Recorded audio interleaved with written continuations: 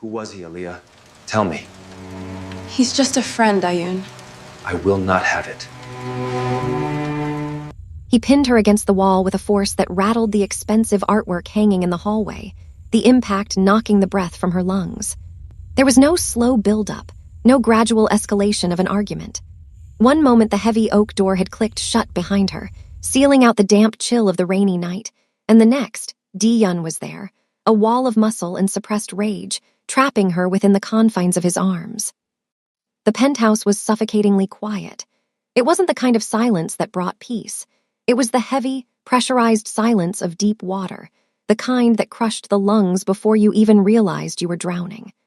The storm outside hammered against the glass, a chaotic rhythm that seemed miles away compared to the terrifying stillness of the man standing inches from her face. He smelled of rain, cold air, and that distinct, smoky sandalwood cologne that usually made her knees weak with desire. Tonight, it smelled like danger. Who was he, Aaliyah? Tell me. His voice was a low rumble, vibrating through the small pocket of air between them. It wasn't a shout. Di-yun never shouted. Shouting was for men who had no control, men who needed volume to command respect. Di-yun didn't need volume. He spoke with the terrifying calm of a man holding a loaded weapon. Aaliyah looked up at him, her heart hammering a frantic rhythm against her ribs. She could feel the heat radiating off him, a stark contrast to the cold look in his eyes. His black dress shirt was unbuttoned at the top, revealing the base of his throat and the beginning of the ink that defined him. The tattoo, a complex, darkened, intricate weave of vines and thorns that looked less like art and more like a warning, crawled up from his collarbone, wrapping around the side of his neck and disappearing just under his sharp jawline. It seemed to pulse with the tension in his veins, a living thing feeding on his anger. She swallowed hard, trying to summon the courage that defined her. She was Aaliyah. She was the woman who stared down critics in the art world, the woman who had built a life for herself in a foreign city. She wasn't some damsel to be cowed, but looking into Di-yun's eyes now, she felt small. Not weak, but insignificant against the sheer magnitude of his presence. "He's just a friend," she said, forcing her voice to remain steady, though the tremor in her hands betrayed her. "We just grabbed coffee. That's all it was." Di-yun didn't blink. His dark eyes searched hers, dissecting the statement, looking for the lie he was convinced was there. He shifted his weight, pressing his hips firmly against hers, his height towering over her curvy frame. He leaned in, his lips brushing the shell of her ear, sending a confusing jolt of fear and electricity down her spine. "I will not have it." The words were final, absolute. They weren't a request for her to change her behavior, they were a statement of law. In Di-yun's world, his word was the only law that mattered. Aaliyah pushed back, planting her hands flat against his chest. She could feel the hard muscle beneath the damp silk of his shirt. "Stop it," she snapped, her own anger finally flaring to meet his. "You're being ridiculous. You're being controlling. I am allowed to speak to people, Di-yun. I am allowed to have a life that doesn't revolve around this apartment and your schedule." Di-yun pulled back just enough to look at her face again. His expression hadn't changed. It was a mask of stone. "You think this is about you speaking to people?" he asked, his voice dangerously soft. "I bumped into him, Di-yun. It was an accident." "An accident," he repeated, the word tasting bitter in his mouth. He moved one hand from the wall to grip her chin, tilting her face up so she couldn't look away. "You spoke to him for 22 minutes. You laughed 3 times. He touched your forearm twice, once when you sat down and once when he showed you something on his phone. And when you left, you looked back." Aaliyah froze. The blood drained from her face, leaving her feeling cold and exposed. The specificity of his words hit her like a physical blow. 22 minutes, 3 laughs, 2 touches. You had me watched," she whispered, the realization settling in her stomach like a stone. Di-yun didn't deny it. He didn't look ashamed. In his mind, surveillance wasn't a violation, it was a necessity. It was how he kept the things he valued safe, and he valued nothing more than her. "I have eyes everywhere, Aaliyah. You know this." "I know you have security," she cried out, shoving his hand away from her face. "I didn't know you had spies watching your own girlfriend. Who do you think I am? Do you think I'm some liability? Do you think I'm going to cheat on you the moment you turn your back?" Di-Yun's jaw tightened.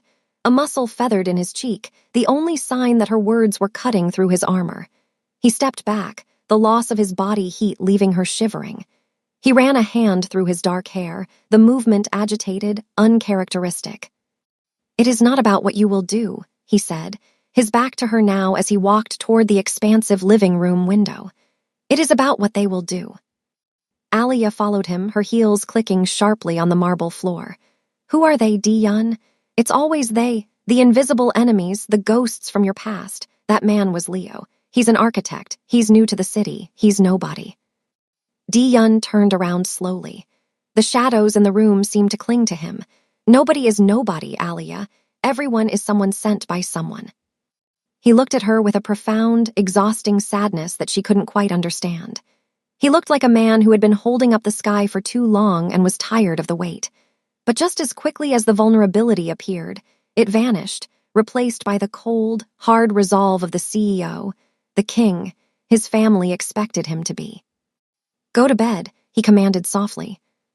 "Don't dismiss me," Alia warned, her voice rising. "We are talking about this." "There is nothing to talk about. You will not see him again. That is the end of it." He turned and walked toward his office, the heavy wooden doors looming at the end of the hall. Alia watched him go, frustration bubbling in her chest hot and acidic. "If you walk through that door, Di-Yun, you're sleeping alone," she threatened. Di-Yun paused, his hand on the brass handle. He didn't look back. The tension in his shoulders was visible even through his shirt. He stood there for a long heartbeat, and for a second, Alia thought he might turn around. She thought he might come back, apologize, and hold her. She thought he might be the man she fell in love with, the man who laughed softly when she got paint on her nose, not this paranoid warlord. But the moment passed, the handle turned. "Then I sleep alone," he said. The door clicked shut, and the sound echoed through the vast, empty penthouse like a gunshot. The next morning, the apartment felt like a mausoleum. The storm had broken, leaving behind a sky that was a bruised purple and gray, the morning light filtering in cold and uninviting. Alia woke up in the master bedroom alone. The sheets on Di-Yun's side of the bed were pristine, untouched. He hadn't come to bed at all. She reached out, touching the cold silk, a pang of loneliness striking her chest. It was becoming a pattern. The arguments, the silence, the cold mornings. She got dressed in silence, choosing a sharp, tailored dress that made her feel armored. She needed to feel strong today. She bypassed the kitchen, ignoring the breakfast the housekeeper had left out, and went straight to the elevator. She couldn't stand the oppressive air of the penthouse a moment longer. Her gallery, the Curo collection, was her sanctuary. Located in the arts district, it was a space of warmth and color, a stark contrast to the monochrome world Di-Yun inhabited. The walls were adorned with vibrant contemporary pieces, towering sculptures, and intricate masks. Here, she wasn't a mafia boss's girlfriend. She was a curator. She was a boss in her own right. She was organizing a new installation, trying to lose herself in the texture of a canvas, when the bell above the door chimed. She looked up, steeling herself for a client, but her shoulders relaxed when she saw who it was. Leo. He stood in the doorway, shaking a wet umbrella, looking sheepish. He wore a soft beige trench coat and a smile that seemed to light up the room. "I come in peace," he said, raising his hands in mock surrender. Alia let out a breath she didn't know she was holding. "Leo, you shouldn't be here."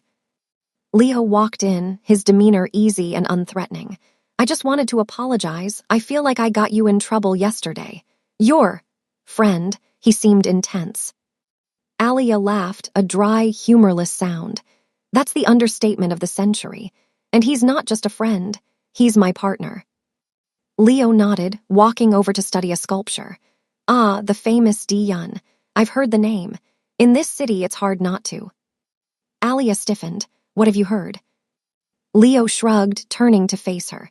His eyes were kind, empathetic, just that he's a powerful man, a complicated man. "My firm did some consulting for a building near his headquarters. The rumors are colorful. They say his family operates like the old royalties of Korea." Alia crossed her arms. "He's a businessman, Leo." Leo stepped closer, dropping his voice to a conspiratorial whisper. "I'm sure he is. But I also know that men with that much power, They don't usually know how to share. They don't have partners, Alia. They have acquisitions. The words struck a nerve. It was exactly how she had felt last night pinned against the wall. An acquisition. A prize to be guarded. Alia looked away, pretending to adjust a spotlight. He loves me. He's just protective. Leo didn't push. He knew exactly how to play this. He backed off, his smile returning. Look, I didn't come here to psychoanalyze your boyfriend. I actually came to ask if you grab lunch. Strictly professional. I need some art for a lobby I'm designing, and you have the best eye in the city. Alia hesitated. She could hear Diyun's voice in her head. I will not have it. She could feel the ghost of his grip on her chin. But then a surge of rebellion rose up in her. Why should she ask for permission? She was a grown woman running a business.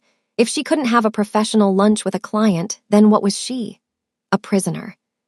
Yes, she said, making a decision that would change everything. I'd love to. The restaurant was one of those places where the cutlery was heavy silver and the waiters moved invisibly. It was crowded, buzzing with the lunchtime rush of the city's elite.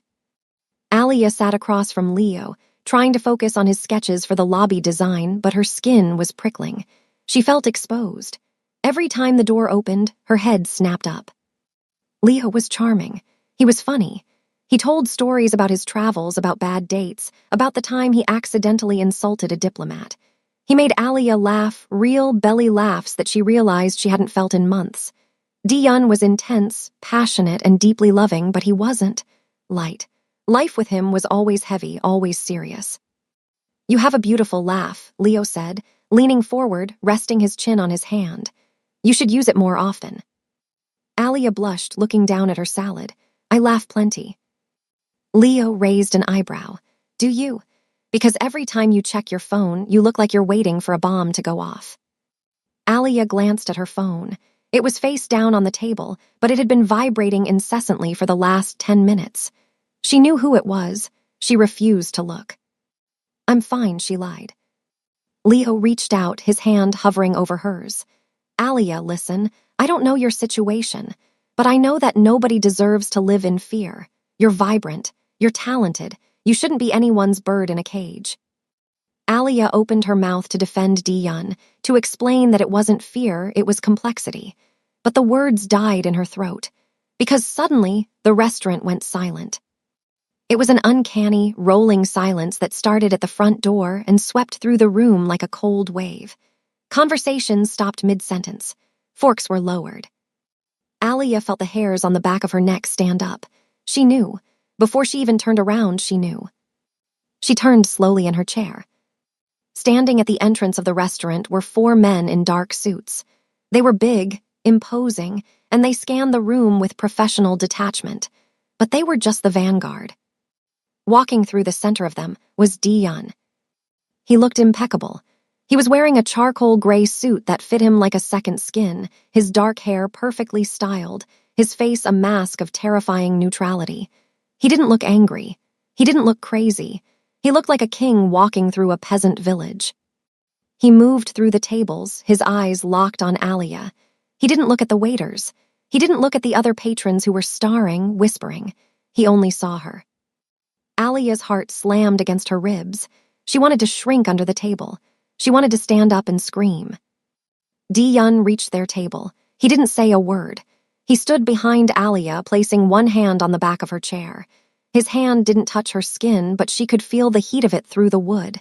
It was a claiming, a silent statement to everyone in the room, this is mine. Leo stared up at him, his smile faltering. He tried to muster some bravado. He stood up, smoothing his jacket. Diyun, right? We were just discussing business.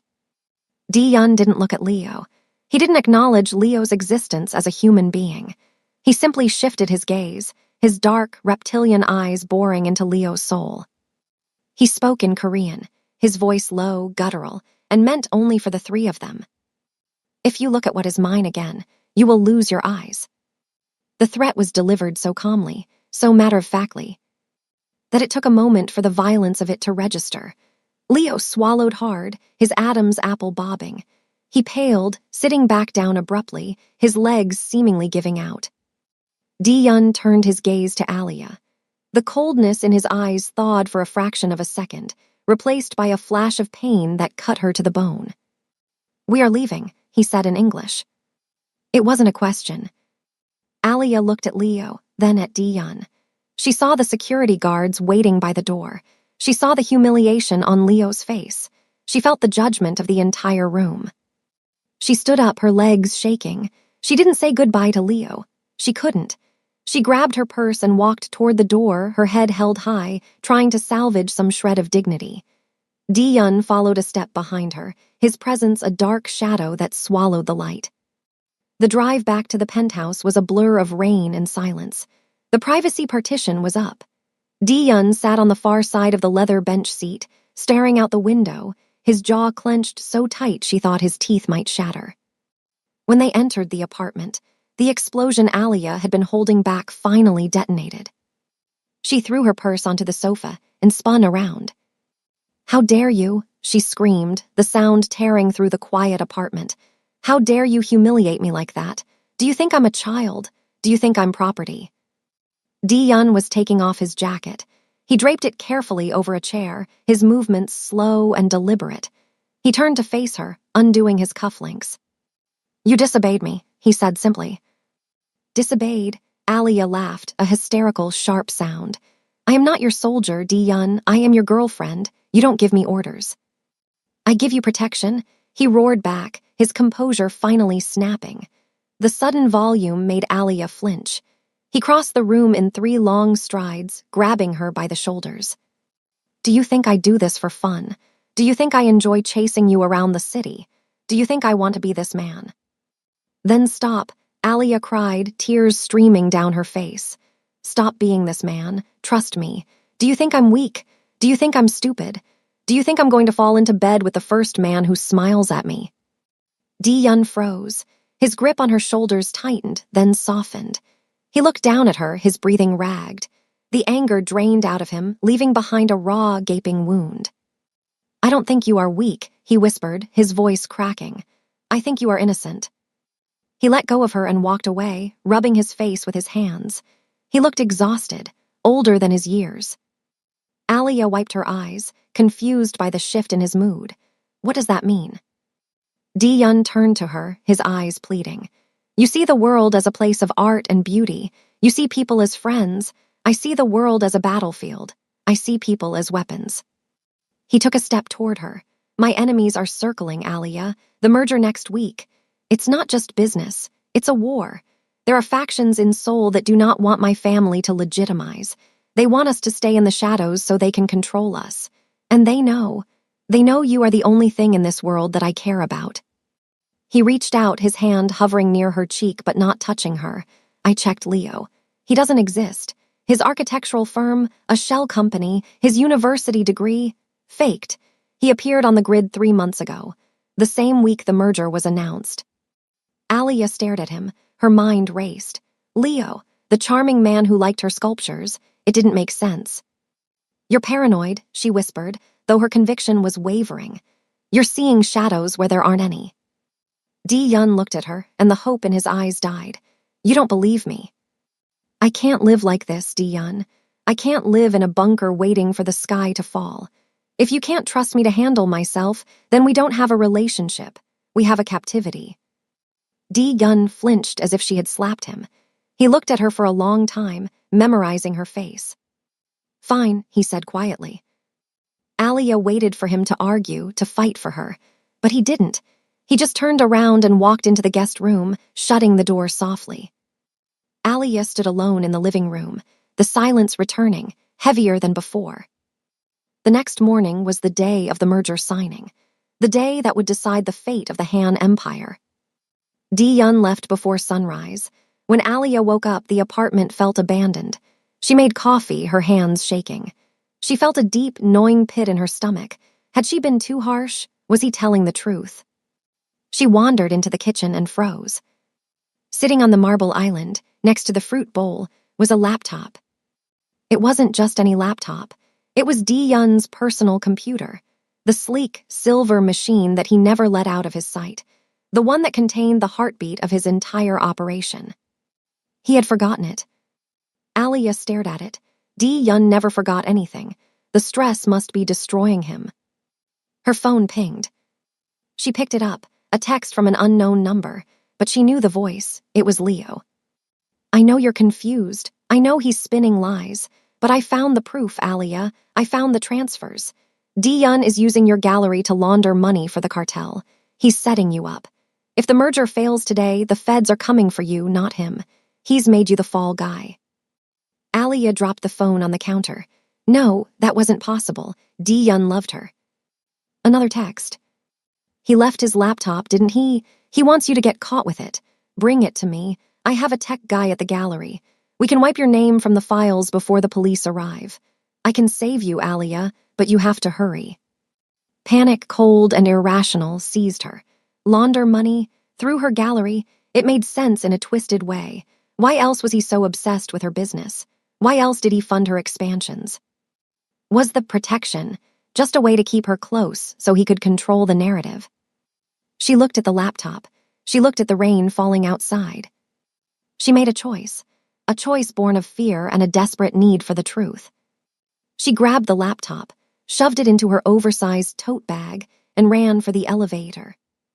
The gallery was closed on Mondays, so the lights were off, the space illuminated only by the gray daylight filtering through the high windows. It was quiet, the statues casting long, distorted shadows on the concrete floor. Leo was waiting for her in the main hall. He wasn't wearing his trench coat. He was in a black turtleneck and slacks, looking less like an architect and more like something else. Alia rushed in, breathless, her hair wet from the rain. Leo, I have it. Leo turned, a smile spreading across his face. But it wasn't the warm smile from the coffee shop. It was sharp, predatory. Good girl, he said. Alia froze halfway across the room. Good girl. She clutched the bag tighter. Where's the tech guy? You said you could wipe the files. Leo laughed. He walked toward her, his steps slow. Confident, there is no tech guy, Alia, and there are no files to wipe. You're not laundering money, you're clean. Alia stumbled back. Then, why? Leo held out his hand. Give me the laptop. Alia shook her head, backing away until she bumped into a display case. No, you lied to me.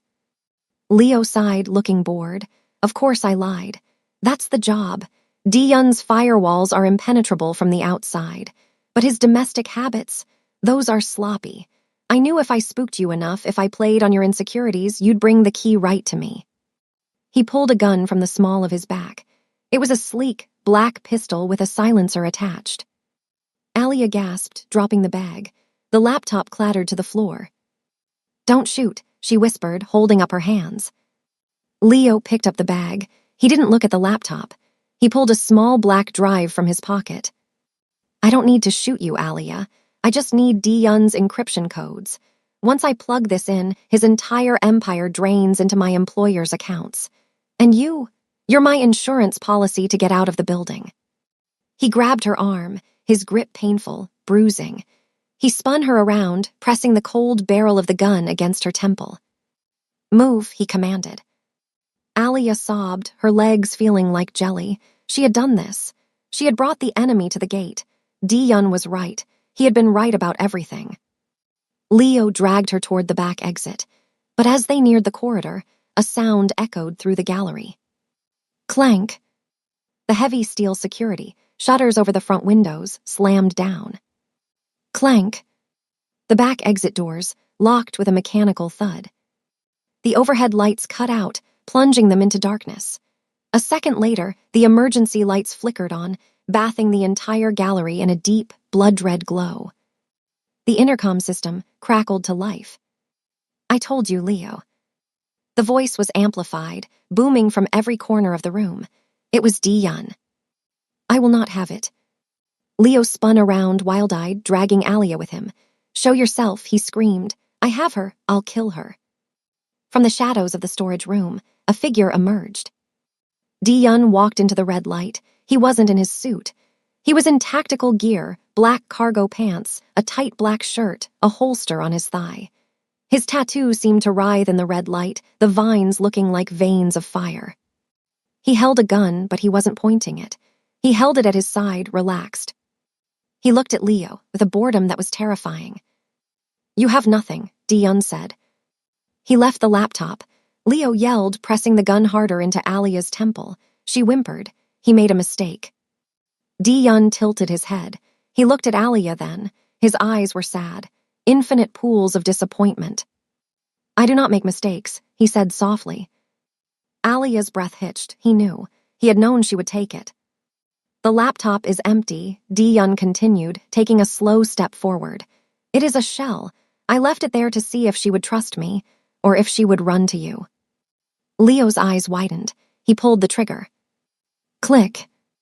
Nothing happened. Leo pulled it again. Click. Di-Yun stopped walking. He smiled, but it was a smile devoid of any humanity. "You think I would let a man like you walk around my city with a loaded weapon? My team swapped your magazine while you were in the bathroom at the coffee shop 3 days ago." Leo looked at his gun, then at Di-Yun, horror dawning on him. Di-Yun raised 2 fingers. From the shadows above, on the mezzanine level, 3 red laser dots appeared on Leo's chest. "Drop her," Di-Yun said. Leo shoved Alia forward. She fell to her knees, scraping them on the concrete. Leo turned to run, but there was nowhere to go. Di-Yun's security team descended from the rafters like spiders, silent and efficient. Within seconds, Leo was on the ground, zip-tied and gagged. Di-Yun didn't even watch them drag him away. He stood in the center of the gallery, bathed in the red emergency light, looking down at Alia. The silence that followed was worse than the gunshots would have been. Alia pushed herself up. She was shaking uncontrollably. She looked at Di-Yun, waiting for the anger, waiting for the "I told you so." "Di-Yun," she choked out. Di-Yun looked at her. He looked at her like she was a stranger. "I'm sorry," she sobbed, crawling toward him. "I didn't know. I was just scared, I thought." Di-Yun took a step back. The movement stopped her cold. He had never retreated from her before. "I know you didn't know," he said, his voice hollow, stripped of all emotion. "That is why we cannot work." Alia stood up, her legs trembling. "What? No, Di-Yun, we can fix this. Now I know, now I understand." Di-Yun shook his head slowly. "I cannot protect you if you do not trust me, Alia." He looked at his hands, the hands that had pinned her to the wall, the hands that had held her gently, the hands that were now empty. "I cannot live in fear that my love for you will be my weakness. Today, I had to use you as bait because it was the only way to draw him out. I had to put you in danger to save you. Do you understand how that kills me?" He looked up, his eyes wet. "You walked right into his trap because you believed a stranger over me. You broke the circle, Alia." "Di-Yun, please," she screamed, reaching for him. "I love you." He didn't flinch this time. He just stood there, unmoving, like a statue carved from grief. "You are free, Alia," he whispered. "I'm letting you go." He turned his back on her. He walked toward the main doors. The security team had overridden the locks. The doors slid open, revealing the pouring rain and the waiting black SUVs. Alia ran after him. "Di-Yun, don't you dare walk away." He paused at the threshold. He didn't turn around. He simply adjusted his collar, covering the tattoo that bound him to a life she could never fully understand. "Goodbye, Alia." He stepped out into the rain. Alia ran to the door, but the security guards blocked her path, their faces impassive. She watched as Di-Yun got into the car. He didn't look back at the gallery. He didn't look back at her. The car drove away, disappearing into the wet, dark city streets. Alia slid down the doorframe, collapsing onto the cold floor of her gallery. She was safe. She was free. She was the owner of her own life again. And as the red lights pulsed around her, casting long, bloody shadows across the art she loved, she realized she had never felt more alone in her entire life. He sacrificed his heart to set her free. But without her king. The queen is now a target. Stay tuned so you don't miss the next part.